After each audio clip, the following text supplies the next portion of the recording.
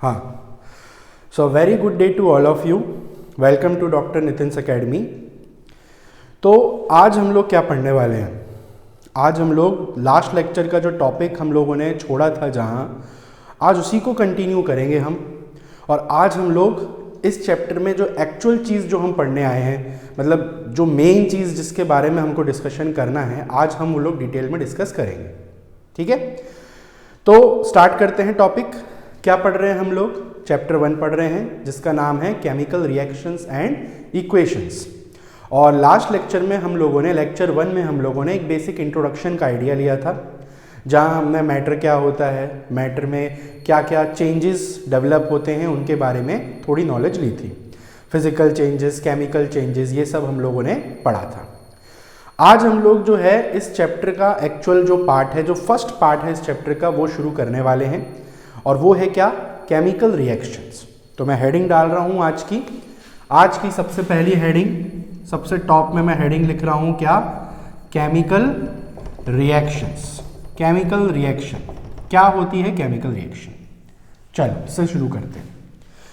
तो last lecture में जब मैं पढ़ा रहा था ये टॉपिक, बेसिक्स मैंने जब शुरू किए थे, तब वहाँ मैंने ये चीज़ बताई थी। रिएक्शन का मतलब होता है जब कोई भी सब्सटेंसेस एक दूसरे के साथ इंटरेक्ट करें, मतलब कोई भी टाइप का मैटर हो, अगर वो आपस में किसी भी तरीके से इंटरेक्ट हो रहा है, कोई भी बदलाव शो कर रहा है, तो वहाँ पर कहीं ना कहीं ये चीज़ आपकी आती है। केमिकल रिएक्शन क्या होता है? तो इसकी डेफिनेशन देखते हैं। आज बहुत सिंपल है इसकी डेफिनेशन। इनफैक्ट आप डेफिनेशन देखोगे उसी से आपको समझ में आ जाएगा कि क्या होती है केमिकल रिएक्शन। तो मैं पहले सीधे डेफिनेशन लिख रहा हूँ इसकी। क्या होती है केमिकल रिएक्शन? देखो, कोई आपसे पूछे तो क्या बोलोगे? क्या होता है? It is a type of chemical change. भाई ये किस टाइप का चेंज है?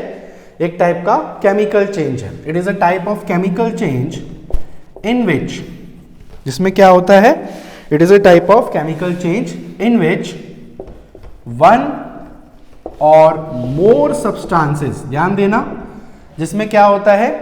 एक या एक से ज्यादा substances, one or more substances react with each other या interact with each other, ठीक है, react with each other to form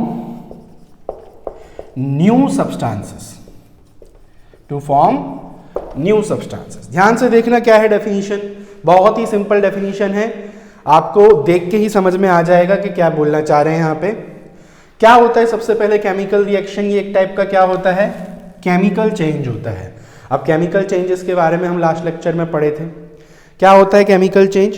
chemical change मतलब जहाँ पर मैटर की फॉर्म तो चेंज हुई हो, साथ ही साथ नया ही सब्सटेंस फॉर्म हो जाए, मतलब एकदम आइडेंटिटी चेंज हो जाए सब्सटेंस की। पहले कोई और प्रॉपर्टी थी तो बाद में कोई और प्रॉपर्टी। तो ये एक टाइप का केमिकल चेंज होता है जिसमें एक या एक से ज्यादा सब्सटेंसेस आपस में क्या होंगे? रिएक्ट होंगे, इंटरेक्ट करेंगे और क्या बनेंगे? New substances. एक भी बन सकता है, बहुत सारे भी बन सकते हैं। तो ऐसा कुछ भी कहीं पर भी हो तो वहां पे उसको हम क्या बोलते हैं? Chemical reaction. अच्छा, एक चीज और ध्यान रखना है कि केमिकल रिएक्शन में जो सब्सटेंसेस एक्चुअल में आपस में रिएक्ट होते हैं, जो आपस में इंटरेक्ट कर रहे हैं, उनको हम लोग बोलते हैं रिएक्टेंट्स। क्या बोलते हैं? रिएक्टेंट्स। और जो नए बनते हैं उनको हम लोग क्या बोलते हैं? प्रोडक्ट्स। Reactants and products. तो खैर आगे अपन इनको डिस्कस करेंगे डिटेल में लेटर ऑन। इतनी चीज फिलहाल याद रखनी है। क्लियर हो गया? समझ आ गया क्या होता है डेफिनेशन? ये डेफिनेशन है आपकी रिएक्शन की, केमिकल रिएक्शन की। अच्छा, आगे बढ़ते हैं। अब जैसे एग्जांपल देखते हैं, चलो इसका। जैसे एग्जांपल के लिए मेरे पास एक इस तरीके से मेरे पास कोई एक मेटल है। ये मान लो मैंने ले लिया सोडियम। मैंने लास्ट लेक्चर में भी एग्जांपल दिया था जब केमिकल चेंज पढ़ा रहा था वहाँ। ये मैंने सोडियम लिया है। सोडियम जानते हो आप लोग एक मेटल है, इनके बारे में आपको पढ़ना है 10th क्लास में ही। मेटल्स एंड नॉन मेटल्स में मेटल में आते हैं। और एक तरफ मैंने एक कंटेनर में मान लो ले लिया है क्या? दूसरा एक सब्सटेंस, केमिकल सब्सटेंस। ये है मान लो आपका chlorine. Chlorine is actually what? A non metal. तो ये चीज़ें आपने शायद 9th में भी पढ़ी होंगी कि जितने भी एलिमेंट्स होते हैं हमारे नेचर में they are divided into mainly 2 categories, एक और होता है तीसरा मेटलॉइड्स, पर ये 2 मेन होते हैं और इनकी प्रॉपर्टीज एक दूसरे के ऑलमोस्ट ऑपोजिट होती हैं। जो ये शो करते हैं वो ये शो नहीं करते। मतलब ये एक चीज़ तो क्लियर है कि अलग अलग टाइप के सब्सटेंसेस हैं, डिफरेंट। अब मैंने इनको आपस में क्या किया, रिएक्ट किया, मतलब ये दोनों आपके रिएक्टेंट हो गए। यहाँ लिख भी देता हूँ, ये क्या है, दोनों रिएक्टेंट्स हैं। अब मैंने किया इनको आपस में रिएक्ट। तो रिएक्ट होने के बाद ये लोग क्या करेंगे, देखो ध्यान से देखना, एक बहुत इंपॉर्टेंट केमिकल बनेगा आपका, एक बहुत इंपॉर्टेंट केमिकल बनेगा आपका, एक वाइट कलर का पाउडर बनेगा। आप जानते होंगे क्या है ये, इसको हम बोलते हैं sodium chloride. Sodium chloride NaCl बोलते हैं इसको। ये नमक है आपका, कॉमन सॉल्ट, ठीक है, दिस इज कॉमन सॉल्ट। एक कंपाउंड फॉर्म हो गया आपका, इसको क्या बोलते हैं हम, प्रोडक्ट। यहां एक प्रोडक्ट बन रहा है। तो यहां क्या हो रहा है, देखो ये मैंने लास्ट लेक्चर में बताया था, सोडियम की प्रॉपर्टी एकदम अलग है, क्लोरीन की प्रॉपर्टी एकदम अलग है। जब ये दोनों आपस में रिएक्ट हो रहे हैं तब जो सब्सटेंस बन रहा है वो भी अलग है। ये इसका अंदाजा आप इसी से लगा सकते हो कि सोडियम तो इतना खतरनाक मेटल है कि आग पकड़ जाता है, हवा से ही, पानी में डालो आग पकड़ लेगा। इनको हमेशा, इस मेटल को हमेशा केरोसिन ऑयल में डिप करके रखते हैं। इसके पीछे लॉजिक ये होता है कि ऑयल में इसको ऑक्सीजन नहीं मिलेगी, ऑक्सीजन नहीं मिलेगी तो आग नहीं पकड़ेगा। तो ये आपकी लैब में होगा, स्कूल की लैब्स में। अच्छा, क्लोरीन भी एक नॉन मेटल है, क्लोरीन भी एक ऐसा सब्सटेंस है जो डायरेक्ट कंज्यूम नहीं किया जा सकता। पर जब ये दोनों आपस में रिएक्ट हो रहे हैं तब एक ऐसा सब्सटेंस बन गया जो आप डेली खा रहे हो। भाई ये तो इंसान रोज खाता है, हर दिन खाता है, इवन ज़्यादा ही डाल के खाते हैं हम, कम पड़ जाए और डालेंगे, कई लोग डालते कि नहीं। How is it possible? Because जब ये दो सब्सटेंस आपस में रिएक्ट हुए तब ऐसा सब्सटेंस बना जिसका फॉर्म भी अलग है, देखो, प्लस प्रॉपर्टीज भी अलग है, न्यू सब्सटेंस। सो ये एक एसेंस है केमिकल रिएक्शन की, केमिकल चेंज जो हम देखने को मिलता है हमको। अच्छा, इसी को अगर मैं सिंबॉलिक फॉर्म में लिख दूं, जैसे एग्जांपल के लिए सोडियम का सिंबल होता है Na, क्लोरीन को हम ऐसे लिखते हैं Cl2। एक्चुअली जितने भी नॉन मेटल्स होते हैं ना, ये डायटॉमिक फॉर्म में होते हैं नेचर में, मतलब अकेले एटम के फॉर्म में नहीं होंगे, दो एटम कॉम्बाइंड मिलेंगे। मेटल्स तो आपके अकेले भी रह सकते हैं। अब इन दोनों को जब आप रिएक्ट करोगे तो क्या बनेगा, NaCl। ये चीज आपकी फॉर्म होगी। अभी यहाँ 2 क्यों लगाया, क्या 2 लगाया, इसका लॉजिक आपको आगे समझ में आएगा। अभी फिलहाल आप बस इस पर फोकस करो। इसी को हम बोल देते हैं केमिकल इक्वेशन। तो कोई बहुत बड़ी चीज नहीं है भाई। केमिकल रिएक्शन क्या होती है, एक टाइप का चेंज, रिएक्टेंट से प्रोडक्ट बनने का चेंज। उसी को लिखने के तरीके को हम बोलते हैं इक्वेशन। तो बस यही तो पढ़ना है इस चैप्टर में, रिएक्शंस क्या, कितने टाइप्स की होती हैं, कैसे होती हैं, लिखते कैसे हैं उनको, बस ये चीज़ें पढ़नी है आपको। तो पहले आप इतना नोट डाउन कर लेना, ठीक है। ये है आपकी डेफिनीशन जो आपको याद रखनी है, किसकी, केमिकल रिएक्शन की। केमिकल रिएक्शन क्या होता है आपका, एक टाइप का केमिकल चेंज होता है, ठीक है। चलो मिटा दे रहा हूं अब में से। अब हम बढ़ते हैं आगे बढ़ते हैं हम लोग। अब क्या बात डिस्कस करनी है हम लोगों को। अब ये थोड़ा सा दिक्कत देगा, बोर्ड के ऊपर मिट नहीं रहा है, कोई बात नहीं, आगे वाले लेक्चर में हम इस पे ध्यान रखेंगे कि ये बोर्ड अच्छे से वर्क करे। चल आगे बढ़ते हैं। अब हेडिंग लगाएंगे हम लोग parts of chemical reaction. Parts of chemical reaction, एक केमिकल रिएक्शन के क्या क्या पार्ट्स होते हैं। तो देखो, किसी भी केमिकल रिएक्शन के 3 पार्ट्स होते हैं। क्या क्या, एक तो बताया मैंने रिएक्टेंट्स, दूसरे क्या होते हैं प्रोडक्ट्स, और एक चीज और होती है जिसको हम बोलते हैं डायरेक्शन या रिएक्शन कंडीशन। रिएक्शन कंडीशन, अब क्या है इस चीज का मतलब, देखो एक रिएक्शन से समझते हैं। जैसे मैंने एक रिएक्शन करी जहां पे मैंने लिया Na सोडियम, इसको मैंने रिएक्ट किया H2O। H2O क्या होता है आपका, वाटर, ठीक है। क्या दिया इसने यहाँ पे NaOH, ये आप 9th क्लास में सीखे होंगे केमिकल फॉर्मूले के नाम कैसे देते हैं। दिस इज सोडियम और OH क्या होता है, hydroxide ion, sodium hydroxide, plus आपका यहाँ पे हाइड्रोजन गैस आ रही है। ये मान लो आपकी कोई एक केमिकल रिएक्शन लिखी हुई है, ठीक है, इक्वेशन है एक। अच्छा, इन दोनों को क्या बोलते हैं आप जानते ही होंगे, दे आर कॉल्ड रिएक्टेंट्स। जो आपस में रिएक्ट हो उनको बोलते हैं हम रिएक्टेंट्स। जो बनते हैं उनको हम लोग क्या बोलते हैं, प्रोडक्ट्स।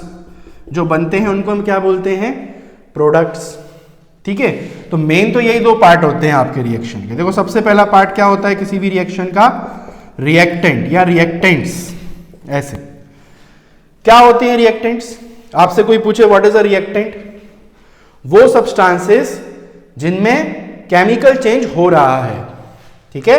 ऐसे लिख सकते हो क्या, substances which undergo chemical change। भाई वो सब्सटेंसेस जिनमें केमिकल चेंज हो रहा है, जो बदल रहे हैं, उनको बोलते हैं हम रिएक्टेंट्स। जैसे यहां पे किसमें चेंज आ रहा है, सोडियम में और वाटर में।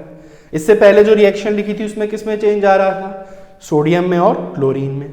तो ऐसा कोई भी सब्सटेंस जिसमें एक्चुअल चेंज हो वो रिएक्टेंट्स कहलाते हैं। अच्छा, रिएक्टेंट्स को पहचानने का तरीका क्या है, reactants are usually written on left side of reaction. Reactants कहाँ लिखे रहते हैं, जनरली लेफ्ट साइड में। अब आप सामने से अगर देखो तो ये आपकी लेफ्ट है, ये राइट है, तो लेफ्ट वालों को हम रिएक्टेंट बोल देते हैं। But that is not always true, ये बात ध्यान रखना है। ऐसा जरूरी नहीं है कि ये रिएक्टेंट हमेशा लेफ्ट में ही लिखे हों, क्योंकि आप जो रिएक्शन 10th में पढ़ रहे हो ये ऐसी रिएक्शन है जो एक डायरेक्शन में होती है, कि ये दो आपस में रिएक्ट हुए और ये बन गया। इनको बोलते हैं हम इररिवर्सिबल रिएक्शंस। धीरे धीरे आप जब 11th में आओगे तब आप साइंस में एक चीज और पढ़ोगे, रिवर्सिबल रिएक्शन। ऐसी रिएक्शंस जो दोनों डायरेक्शन में हो। अब आप खुद सोचो, मान लो यही रिएक्शन वापस पलट के ऐसे होने लगे, इस तरह से, भाई हो सकता है ये दोनों आपस में रिएक्ट होके फिर ये दे दें, तो ऐसा भी होता है। तो ऐसे में फिर ये रिएक्टेंट हो जाएंगे, ये प्रोडक्ट हो जाएंगे, समझ रहे हो। तो ये एरो के ऊपर डिपेंड करता है मेन। तो अगर एरो ऐसे लिखा है तो इधर वाले रिएक्टेंट, इधर वाले प्रोडक्ट। तो अभी तो खैर आपको टेंशन नहीं लेनी इस चीज की, क्योंकि आपके सिलेबस में अभी सिर्फ इरिवर्सिबल ही है, रिवर्सिबल नहीं है। ऐसे ही मैं प्रोडक्ट्स के बारे में भी लिख सकता हूं कि प्रोडक्ट्स क्या होते हैं। प्रोडक्ट्स क्या होते हैं भाई, new substances that are formed, new substances that are formed as a result of chemical change. भाई केमिकल चेंज होने के कारण जो नए सब्सटेंसेस बने, जो फॉर्म हुए, उनको बोलते हैं हम प्रोडक्ट, या एक से ज्यादा हैं तो प्रोडक्ट्स, ठीक है। जैसे यहां पे प्रोडक्ट कौन है आपका, sodium hydroxide and hydrogen gas. अच्छा, ये कहां पे लिखे होंगे, they are usually written on right side of reaction. ये कहां लिखे रहते हैं, राइट साइड में, बशर्ते एरो देखना रहना, एरो की डायरेक्शन जरूरी है। तो फिलहाल 10th के हिसाब से लेफ्ट वाले रिएक्टेंट, राइट वाले प्रोडक्ट। तीसरी चीज देखो क्या है, the third thing is the unique direction, या इसको हम बोलते हैं यील्ड, या इसको हम बोलते हैं रिएक्शन कंडीशन। ये है जो हम अक्सर इग्नोर करते हैं, पर ये भी इंपॉर्टेंट है रिएक्शन में। अब ये क्या होता है, अरे कुछ नहीं यार, इस एरो को ही बोलते हैं हम। ये एरो क्या शो कर रही है, डायरेक्शन शो कर रही है ना रिएक्शन की, ये रिएक्शन लेफ्ट से राइट में जा रही है, यही तो मतलब होता है डायरेक्शन का। तो ये तो डायरेक्शन हो गई, सिग्निफाइज अ डायरेक्शन। यील्ड का मतलब क्या होता है, यील्ड मतलब आउटपुट, क्या मिला, कितना मिला। तो एरो से ये भी पता चल रहा है कि क्या मिल रहा है, कितना मिल रहा है। अच्छा, ये तो मतलब अंडरस्टूड है, ये तो एरो से देख के समझ में आ गया था कि क्या शो हो रहा है इससे। ये क्या चीज है, रिएक्शन कंडीशंस। अब ये देखो, ये आपकी एक नई चीज है, क्या है ये, देखो कई रिएक्शंस ऐसी होती हैं हमारे नेचर में या हमारे साइंस में जो खुद से होना नहीं चाहती, खुद से होना प्रेफर ही नहीं करती वो। जैसे कि मान लो ये सोडियम और वाटर की रिएक्शन मुझे करानी है, अब मैं इनको खूब रिएक्ट करा रहा हूँ, आपस में कुछ नहीं हो रहा। वैसे तो खैर दोनों बहुत ईजिली रिएक्ट होते हैं, पर मान लो 2 मिनट के लिए नहीं होना चाह रहे, तो ऐसे में हमारे पास कुछ तरीके होते हैं जिनकी मदद से हम ये रिएक्शन करा सकते हैं। जैसे कि एग्जाम्पल के लिए हम प्रेशर कम ज़्यादा कर लें, हम टेम्परेचर के साथ कुछ चेंजेस कर सकते हैं, ठीक है, या हम कोई दूसरे केमिकल सब्सटेंस की भी मदद ले सकते हैं रिएक्शन कराने के लिए।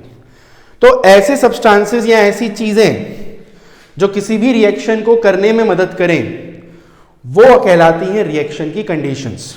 तो रिएक्शन कंडीशंस क्या होती हैं आपकी? रिएक्शन कंडीशंस का मतलब क्या होता है आपका, ऐसे लिख सकते हैं, देखो इसको अपन इसको अगर अपन को लैंग्वेज में लिखना हो तो हम ऐसे लिख सकते हैं रिएक्शन कंडीशंस को कि these conditions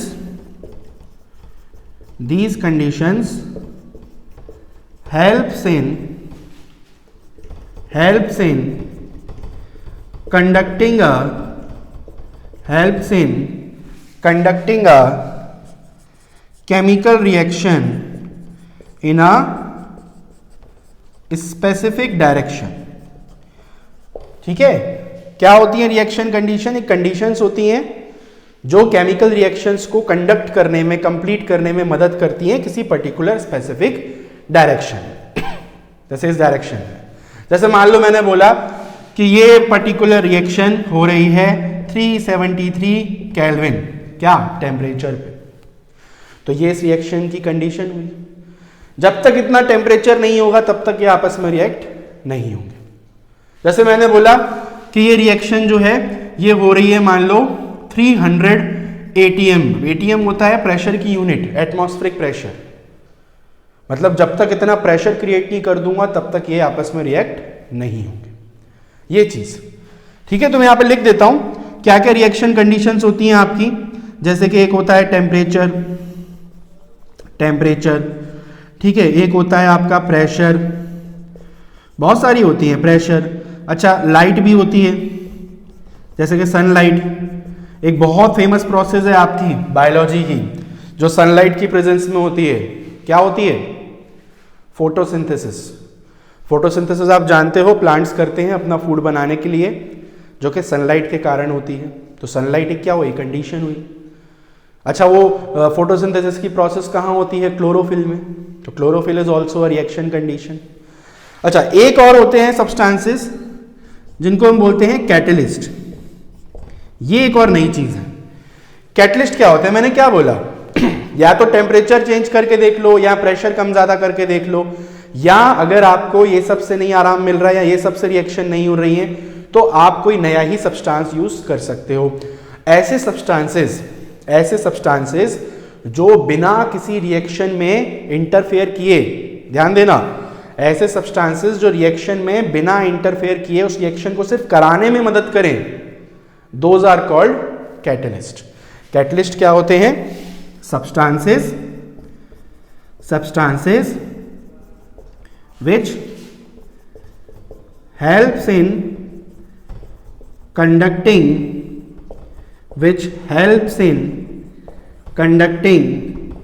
chemical reaction without undergoing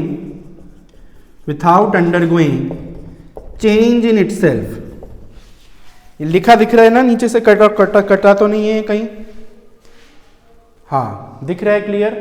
तो क्या बोला हमने यहां कि सब्सटेंसेस, ऐसे सब्सटेंसेस जो रिएक्शन को कंडक्ट करने में मदद करें बिना अपने आप में चेंज हुए।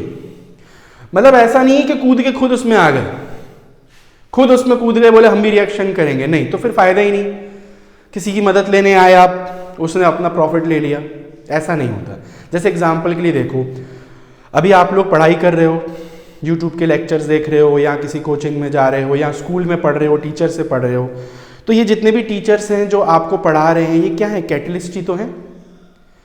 ये आपका एग्जाम देने तो नहीं बैठ रहे एग्जाम हॉल में। अब वो बात अलग है, कई जगह ये भी होता है घपलेबाजी, कोई और बैठ गया, पर एक्चुअल में ये एग्जाम देने तो नहीं बैठ रहे। ये इंटरफेयर तो नहीं कर रहे आपकी पढ़ाई में, ये आपको क्या कर रहे हैं, पढ़ाई कराने में मदद कर रहे हैं। तो पढ़ाई कराना इज अ केमिकल रिएक्शन, जो आप कर रहे हो, आप रिएक्टेंट हो। आप पढ़ाई करोगे तो एक प्रोडक्ट्स बनेंगे, कुछ आउटपुट मिलेगा आपको, आप आगे बढ़ोगे लाइफ में।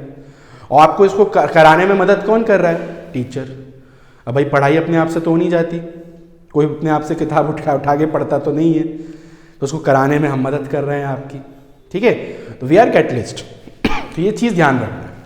तो ये होती है रिएक्शन कंडीशंस, और these are called parts of chemical reaction. तो 3 पार्ट्स होते हैं, याद रखना, इनको आप नोट डाउन कर सकते हो। फिर हम आगे बढ़ेंगे, अभी इतना नोट डाउन कर लेंगे सब लोग पॉज करके। चलो तो आगे बढ़े, अब टॉपिक आगे बढ़ाते हैं। मिटा रहा हूं मैं इनको, चलो मिटा देता हूं। तो ये तो हमने बात कर ली केमिकल रिएक्शन क्या होती है, उसकी डेफिनेशन के बारे में, और हमने पार्ट्स के बारे में भी पढ़ लिया कि आइडियली एक केमिकल रिएक्शन के क्या क्या पार्ट्स होते हैं, ठीक है।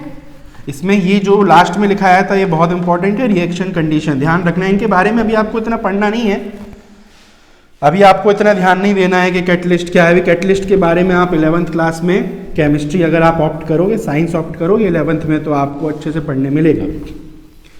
चलो फिलहाल के लिए आगे बढ़ते हैं। अब आप अपनी बुक्स में अगर देखोगे ना ओपन करके, तो आपको एक छोटा सा ना एक्सपेरिमेंट मिलेगा। इनफैक्ट शायद एनसीईआरटी में बुक्स में शुरुआत ही यहीं से की गई है, एक एक्सपेरिमेंट से। क्या है एक्सपेरिमेंट? इस एक्सपेरिमेंट का नाम है burning of magnesium ribbon in air. एक छोटा सा एक्सपेरिमेंट है, आपकी टेक्स्ट बुक्स में जो मेंशन्ड है, इसको थोड़ा सा समझ लेते हैं। क्या है एक्सपेरिमेंट, क्यों कर रहे हैं, ठीक है, ये समझना जरूरी है। इसमें क्वेश्चन आते हैं, मतलब ये एक्सपेरिमेंट इतना लिखने को नहीं आता, पर इसमें बीच बीच में से क्वेश्चन बनते हैं एग्जाम में। चलो क्या है, तो जैसा कि नाम से ही क्लियर है, जो इसमें लिखा है टाइटल में, वही चीज कराने वाले हैं। क्या कराने वाले हैं? Burning of magnesium ribbon in air. Magnesium ribbon मतलब मैग्नीशियम की एक पतली सी स्ट्रिप लेंगे हम मैग्नीशियम की एक पतली सी स्ट्रिप लेंगे। ये मैंने ले ली क्या, मैग्नीशियम की स्ट्रिप, या इसको हम बोल देते हैं रिबन। ये ले ली मैंने, इसको हम क्या करने वाले हैं, बर्न करने वाले हैं, जलाने वाले हैं एयर में। मतलब सीधे सीधे यहां पर हम एक बर्नर लगा देंगे। इस तरह से मैंने यहां पे एक बर्नर लगा दिया, ठीक है, और इससे हम इसको जलाने वाले हैं।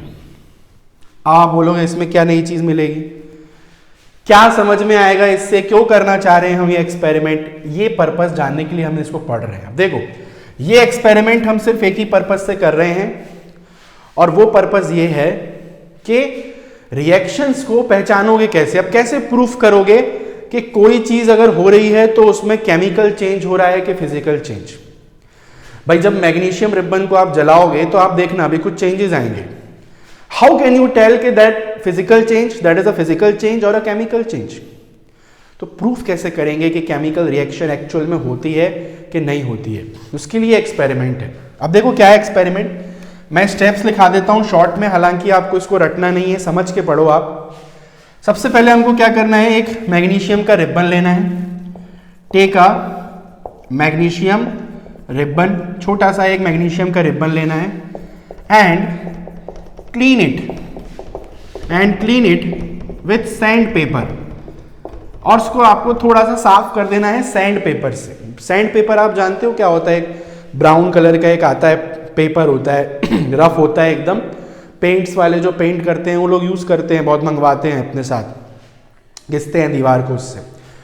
सैंड पेपर एक्चुअली जो होता है ना, ये पॉलिश वगैरह रगड़ने के काम में आता है। तो इसमें क्या लिखा है कि आपको एक छोटा सा मैग्नीशियम रिबन लेना है और उसको पहले अच्छे से सैंड पेपर से रगड़ देना है, क्लीन कर देना है। अब ये एक चीज इंपॉर्टेंट है यहाँ पे, देखने में पढ़ने में लग रहा है बहुत इजी चीज है, क्या है, but what is the purpose of cleaning the magnesium ribbon? क्यों रगड़ के साफ कर रहे हैं? है तो मैग्नीशियम का ही वो, इट्स नॉट लाइक कि उस पर कोई और मटेरियल चिपका होगा, नहीं। ये चीज इंपॉर्टेंट है, कई बार इस पर क्वेश्चन आता है एग्जाम में कि मैग्नीशियम रिबन को जलाने से पहले क्लीन करना क्यों जरूरी है। इसका मैं रीजन बता रहा हूँ क्लीन करने का, इस पे क्वेश्चन आता है, मैं अलग से साइड में लिख रहा हूँ। क्लीन क्यों करते हैं हम मैग्नीशियम रिबन को? टू रिमूव ऑक्साइड लेयर, या सीधे सीधे आप बोल सकते हो इम्प्यूरिटीज। भाई जो मैग्नीशियम रिबन आप लेके आओगे ना, वो एक्चुअली में लगता जरूर है मैग्नीशियम का है, प्योर है, पर प्योर नहीं होता। मैग्नीशियम जो है ना एक मेटल है, और मेटल्स में एक टेंडेंसी होती है कि ये हवा के साथ कांटेक्ट में आने के बाद एक पतली सी ऑक्सीजन की लेयर चढ़ा लेते हैं अपने ऊपर, जिसको हम ऑक्साइड लेयर बोलते हैं।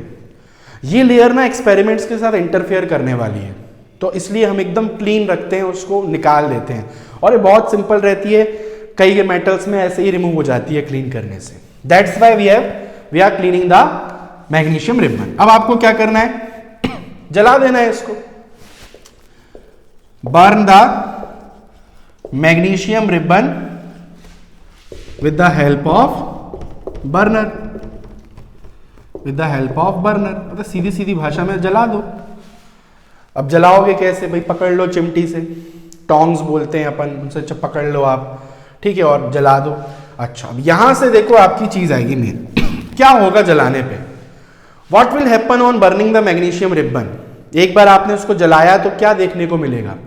बहुत इंपॉर्टेंट ऑब्जर्वेशन आएगी, देखो मैं यहां पे लिख रहा हूं क्या ऑब्जर्वेशंस आएंगी। What are the observations? देखो पहली ऑब्जर्वेशन क्या देखने को मिलेगी आपको कि मैग्नीशियम रिबन बर्न्स विथ, ध्यान से देखना, डेजलिंग वाइट फ्लेम। क्या होगा भाई? किसी भी चीज को जलाते हैं तो क्या होता है? किसी भी चीज को जलाने पे एकदम स्पार्क टाइप का निकलता है, आप जानते हो भाई। कोई भी चीज एकदम से जलती है, जैसे दिवाली में फुलझड़ी जलाते हैं तो कैसे एकदम से जलती है, इसके लिए वर्ड यूज होता है डेजलिंग, चकाचौंध टाइप से। कैसी? White flame. तो मैग्नीशियम रिबन ना एकदम जलेगा जोर से, ठीक है, पूरा जलेगा, डेजलिंग वाइट फ्लेम आएगी। पहली ऑब्जर्वेशन तो ये आती है। दूसरी ऑब्जर्वेशन क्या होगी? जलेगा तो जलेगा, ठीक है, व्हाइट फ्लेम भी जनरेट होगी, साथ ही साथ क्या होगा? आप अगर क्या करो, यहीं पे नीचे में ना एक ऐसे बाउल लगा दो, अभी मैं बगल में बना रहा हूं, एक कटोरी ले लो, तो आप ये देखोगे कि मैग्नीशियम रिबन जो है जितना भी, ये जल करके ना इस कटोरी में कलेक्ट हो जाएगा, एक पाउडर आ जाएगा इस कटोरी के अंदर, ठीक है। तो नेक्स्ट जो ऑब्जर्वेशन आएगी आपको यहां पे जो देखने को मिलेगी, वो क्या देखने को मिलेगी कि a white powder is formed on burning magnesium ribbon। एक व्हाइट पाउडर भी फॉर्म होगा इसको जलाने पे, इसको हम ऐश बोल सकते हैं, राख।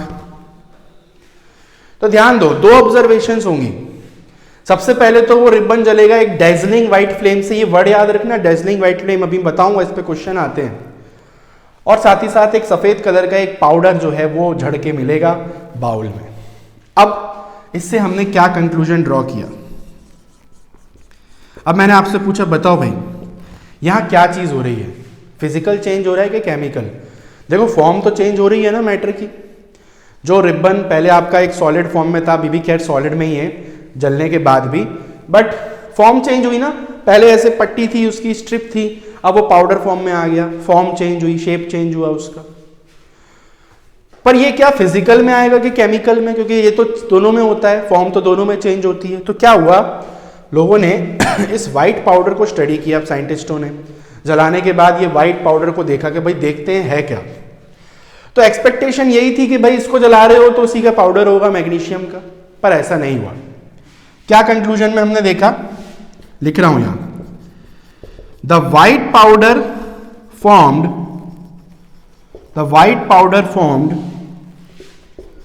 appears to be of क्या?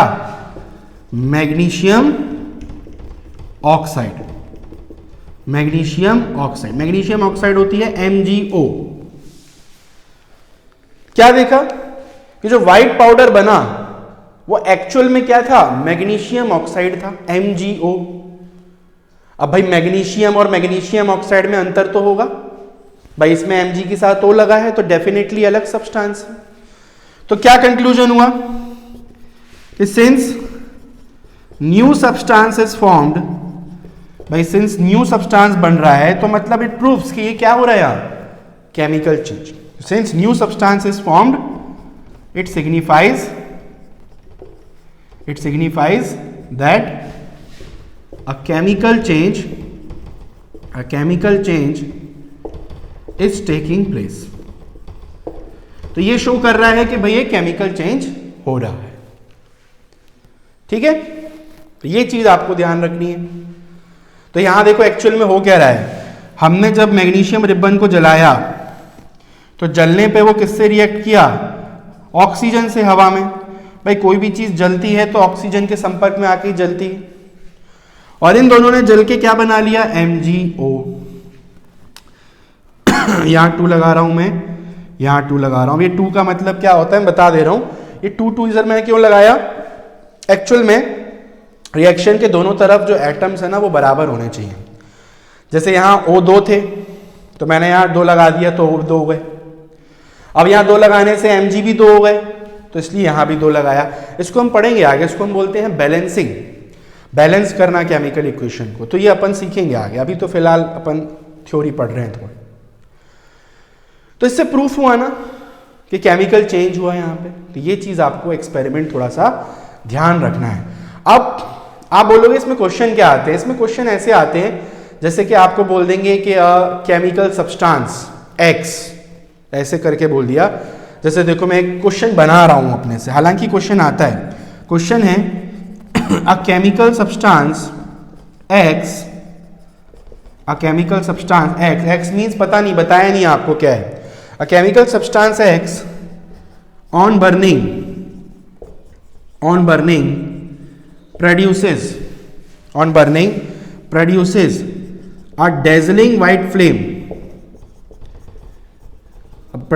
a dazzling white flame, and leaves a residue मतलब जो बचा, and leaves a residue of white ash, Y. एक सब्सटेंस X है जो जलने पे क्या बना रहा है, डेजलिंग व्हाइट फ्लेम दे रहा है, और एक रेसिड्यू छोड़ दे रहा है व्हाइट एश का, जिसको हम बोल रहे हैं Y. क्वेश्चन है ऑब्वियसली क्या, identify X and Y. X and Y बताओ क्या है. तो देखो ये एक्सपेरिमेंट अगर आप पढ़ के गए होगे तो आप तुरंत बता दोगे. जहां डेजलिंग व्हाइट फ्लेम लिखा समझ जाओ क्या है, मैग्नीशियम. तो यहां पे X आपका क्या है, मैग्नीशियम है. भाई वही तो जलने पे डेजलिंग व्हाइट फ्लेम देता है, और जलने के बाद ये क्या लीव कर रहा है, एक रेसिड्यू व्हाइट एश जो है Y. तो ये भी आप जानते हो Y एक्चुअली में क्या है, आपकी मैग्नीशियम ऑक्साइड. तो आप ऐसे लिखोगे एग्जाम में, आपको मार्क्स मिल जाएंगे. समझ आया. तो ये एक एक्सपेरिमेंट है जो आप लोग याद रख लेंगे. ठीक है, क्वेश्चन बनते हैं इस पे, और ये प्रूफ करता है कि क्या हो रही है, केमिकल रिएक्शन हो रही है. ठीक है, चलो तो इसको आप नोट डाउन कर लेंगे. आज के लिए इतना ही. आज हम लोगों ने केमिकल रिएक्शन क्या होती है उसकी डेफिनेशन के बारे में पढ़ा, किसी केमिकल रिएक्शन के क्या क्या पार्ट्स होते हैं उनको पढ़ा हमने अच्छे से, रिएक्टेंट, प्रोडक्ट, है ना, डायरेक्शन, रिएक्शन कंडीशन क्या होती हैं, ये सब. और एक छोटा सा एक्सपेरिमेंट देख लिया हमने मैग्नीशियम रिबन को जलाने का. अब जो अगला लेक्चर है उसमें हम लोग पढ़ने वाले हैं identification of chemical reaction. Reaction को आइडेंटिफाई कैसे करते हैं. जैसे इस एक्सपेरिमेंट में एक बहुत अच्छा तरीका है आइडेंटिफाई करने का. इतना ज़्यादा आगे जाने की ज़रूरत नहीं है, आप पहले ही बोल सकते हो अंदाजे से कि हाँ रिएक्शन हो रही है, हाँ ये केमिकल चेंज है. क्या, एक वाइट फ्लेम जनरेट हो रही है, कलर चेंज हो रहा है, कुछ ना कुछ नई चीज़ हो रही है. आग जल रही है तो टेम्परेचर बढ़ रहा होगा, हीट निकल रही है. तो ऐसे कुछ साइंस होते हैं जिनकी मदद से हम ये प्रूफ कर पाते हैं कि कोई केमिकल चेंज हो रहा है कि नहीं. तो ऐसे कुछ साइंस के बारे में हम लोग अगले लेक्चर में पढ़ेंगे. ठीक है, आज के लिए इतना ही. अगले लेक्चर में फिर आपसे मुलाकात होगी, वहाँ हम टॉपिक को कंटिन्यू करेंगे. चलो.